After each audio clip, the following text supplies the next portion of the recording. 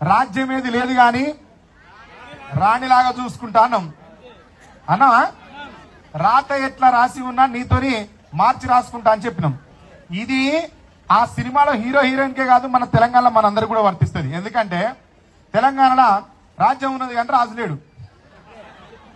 ఉన్నాడా? రాజు ఉన్నాడా? రాజు లేడు. కేసీఆర్ కుర్చీలో మీకు ఎవరికైనా అనిపిస్తుంది అనే ముఖ్యమంత్రి ఉన్నట్టు అబద్ధం ఆడకూడదు. ఇప్పుడు నేను మా ఊరికి పోతే ముసలం అంటే అది ముఖ్యమంత్రి ఉన్నట్టు అనిపించలేదు బిడ్డ అంటే ముఖ్యమంత్రి పేరుతో ఉండలేదు ఆమెకు.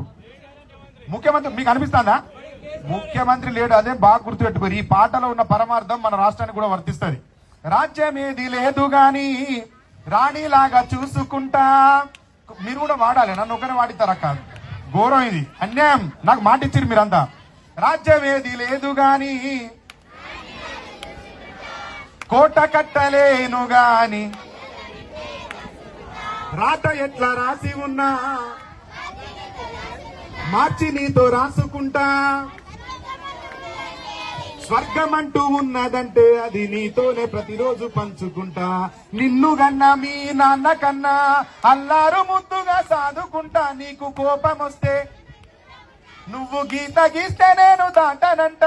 కంట నీరు కాటుకై కావలుంటా. రాంబాయి నీ మీద నాకు మనసాయనే, ఏనాడు నిన్ను వీడిపోని నీడైతనే. రాంబాయి నీ మీద నాకు మనసాయనే, ఏనాడు నిన్ను వీడిపోని నీడైతనే. అట్లా రాంబాయి గురించి ఆ తమ్ముడు ఎట్లయితే చెప్పిండో